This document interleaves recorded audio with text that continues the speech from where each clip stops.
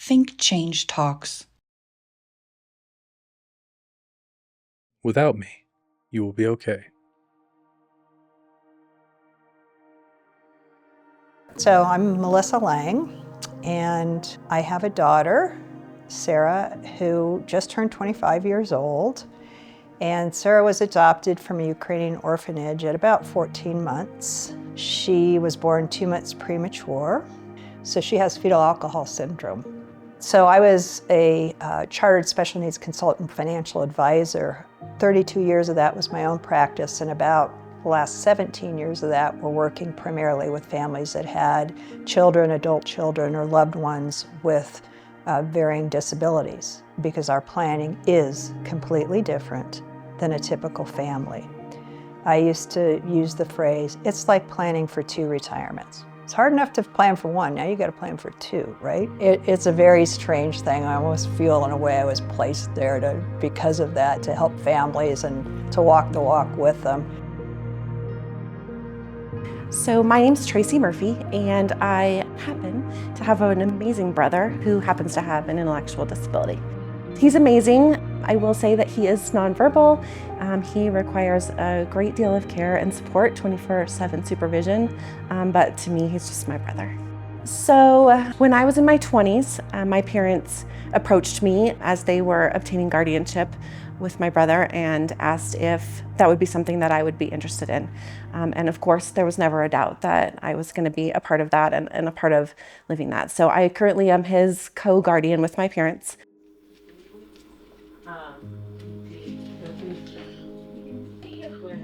Hello, I'm Betty Lehman. I have a son, his name's Eli. He is 37 years old. Eli has severe disabilities, intellectual and medical. He's the love of my life, and he is what got me into the disability business. My background is I was a CPA. Of course, when I had my son, that was over because he required 24/7 line of sight care. There was no way I could go back to work doing that. But I needed to work. And I guess I just have that kind of personality that when somebody tells me no, I'm going to ask why instead of, well, okay. So I had the right personality for getting into disability work, being tenacious, not taking no for an answer. You're the best. Yeah. Eli, who's the best? You. No, you are. Here, cross it out. Yeah, go ahead. My name is Carl Kingsbury, and I'm the host home provider for Eli. It's been a lifetime of travels and done a lot of things. Been in the Navy for 10 years, been an EMT, been a cook, been a lumberjack, been a mechanic, and all those actually prepared me for this. And it's just being able to make a difference in someone's life. He's compassionate. He can help with routines. He's a calming force. It was just a perfect fit. And what's so funny is a lot of parents think, well, they've got to be like me. Well, we're not alike, okay? We don't look alike, we didn't grow up alike, but we sharing those values, knowing that his kindness, his generosity, his capacity, and it's all there. And that's what I was looking for. Say hi. Say hi. So Eli, what do you do at Mom's house? Look up here a minute. What do you do at Mom's house? Coffee. And what else? Shred. What do you do with the coffee? Right. And then on the table, what do you do that's on the table? Puzzle. Yeah. As far as what happens when I'm no longer here anymore, that I've got that planned. And I always say there's 3 parts of that planning.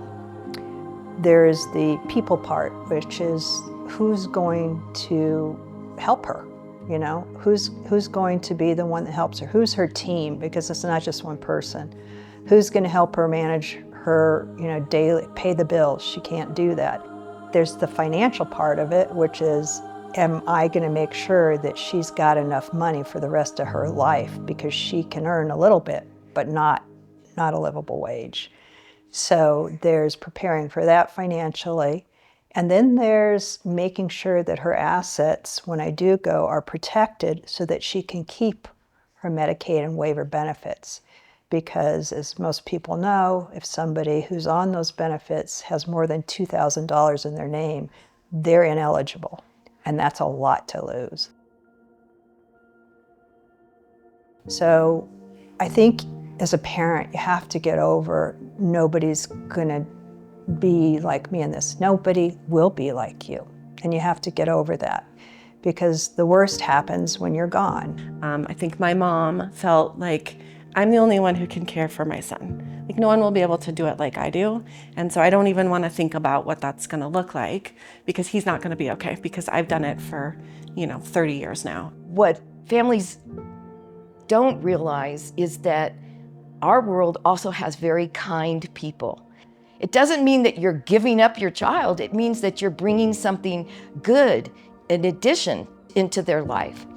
I also was so thrilled that I got to watch different people work with my son differently than I would do. And he responded better to them. They were better than me, at getting him to do things, at getting him to calm down, at getting him to pay attention. And I learned a lot, and I learned that other people can do these things. Let's take a time out and talk about who are we and what really matters to us. And the reason that is important, that's how you find a caregiver, because you're sharing values. I think one of the most important things is that they did ask. And I think so many families make an assumption that the sibling is just going to do that and take it over and handle it. And I think that it's so important for families, as they're looking towards the future, to give that sibling an opportunity to say no. And that's okay. If I could give a message to families about that from a sibling's perspective, that would be it. Would I trust my friend? Why would I trust my daughter or my brother or somebody more than I would trust a friend who is around my child all the time, loves them deeply? Why couldn't that person be a guardian? And so sometimes it's just talking those things through about, why are you putting up a barrier that you don't need to? We used to have a woman who was a para-educator for my brother when he was in high school, and she took a particularly liking to my brother. And so we were like, hello, yes, let's get your information. And she ended up being a respite provider for him for 15 years after that, because she just liked him, and that's what she did. And so I think it's thinking through, like, who are these other people? When I broached the subject with my nephew, I got the documents out and I went through it. I explained it to him, because he doesn't come from the world of disability. So, waiver, what? Medicaid, what? So I wouldn't expect him to know that stuff, but I've got it outlined. This is what this is. This is who you call for this. This is what this means, So he's like the overseer of stuff. He's not the day-to-day care guy.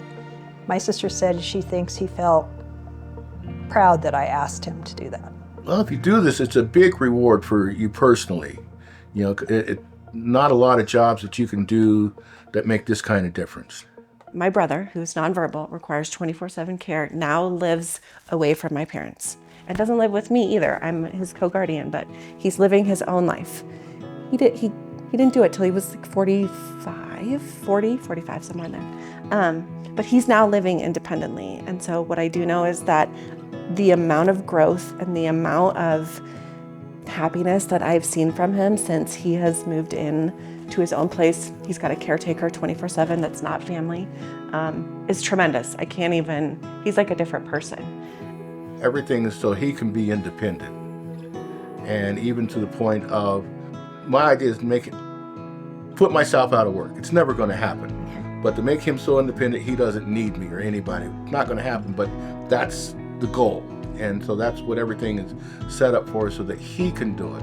As a parent, you just end up doing it for him, because you just got to get going and you don't have the time and this and that. Whereas with Carl, he's got the patience, he's got the time. We got all day. Even like the board in there, when I first started with him, the two providers that were before me, they would make a list out on paper. They would write it out for him, and then he would check it out. And I'm like, well, if I'm doing that, that doesn't give him any control because I'm writing down on the paper what's going to happen. So we came up with that board so he can pick out who am I going to be with today, mom, day program, whoever. So he can pick out the stick put on there, and he can arrange it in the order that he wants to do it in. And then he can check it off when he's done. As long as I can do this, I'm going to be here. And that way he knows he can count on me. And that's a big thing with these folks, is letting them know that they can count on you to be there and to do what you need to do. You tell me, and then after Treadmill and Simpsons, what? Carl's gonna go watch the news, and then what? Mac and cheese, yeah. I think it's super emotional, and it's really hard because I think there's people around you who are like, just do this, do this, do this, do this. Typical families don't have to stay up at night or wonder, oh, what happens when I died my kids? Because their kids have a career or they're self-sufficient or whatever. We have to think about that, and it's heavy. And unless you have had that feeling, you really don't know what it's like. It can cause denial. I think after taking that first step, it becomes clear that this is a big project. This isn't something that I can do in a day or a week or a month. This is probably going to take a few years to get everything in place. And that sounds really overwhelming because you're caring for your child, plus you're having to do this, plus you might be working, plus you've got other kids. It's a lot. And so I think that holds people back from moving forward often. But that's where people like me and Betty and the ARC and people can come in and help. Families need to find the right professionals, and we work for the families. And if they've been given bad information or incomplete information, it is on me to find out the real information and make sure that they're supported with authentic, real information at all times. You've got to put it in your calendar and say, okay, this Friday from 9 a.m. to noon, I'm going to deal with this. I'm going to find who I need to talk to. I'm going to ask other parents, because that's the best resource for us. You ask other parents, because they'll know somebody who knows somebody who knows somebody. But you do something.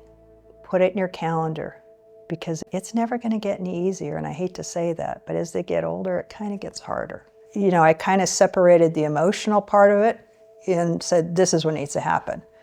This is what must happen for my daughter to be safe and not just have a life, that some people think, well, that's acceptable for somebody with a disability. No.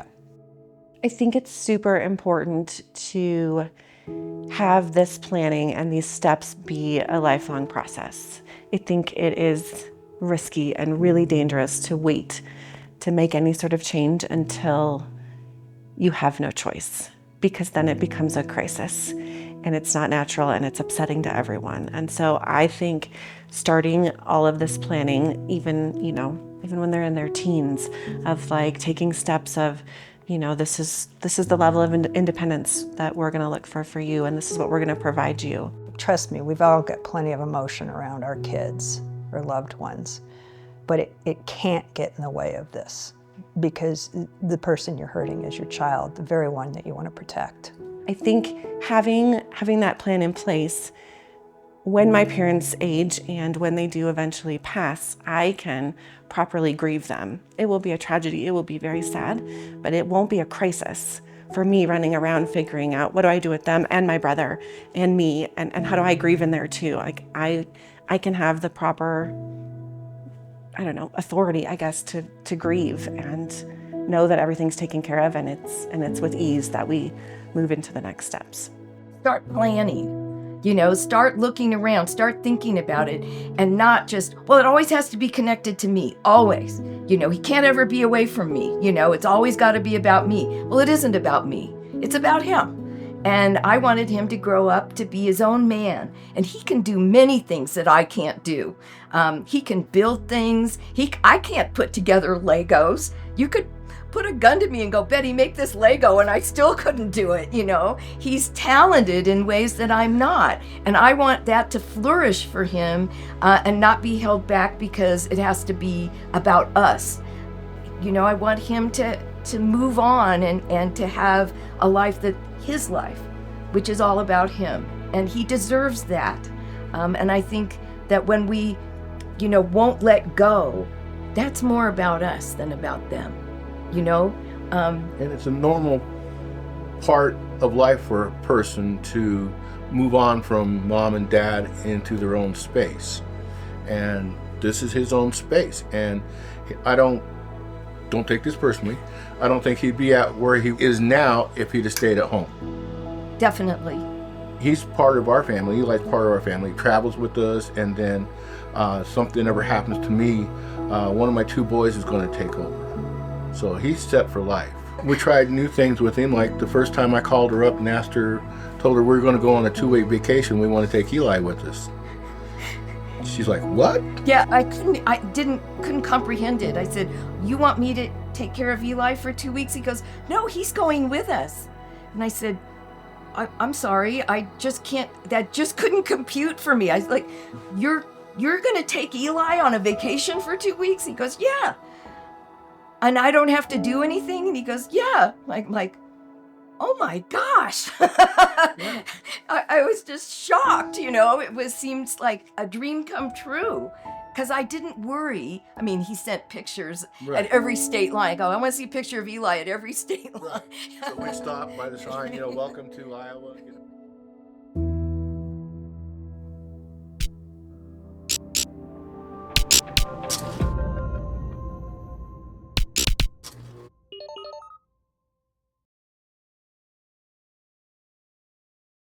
Made possible through support from ARC Thrift Stores, Developmental Pathways, the Limbaugh Law Firm, LLC, Colorado Developmental Disabilities Council, and the ARC of Aurora.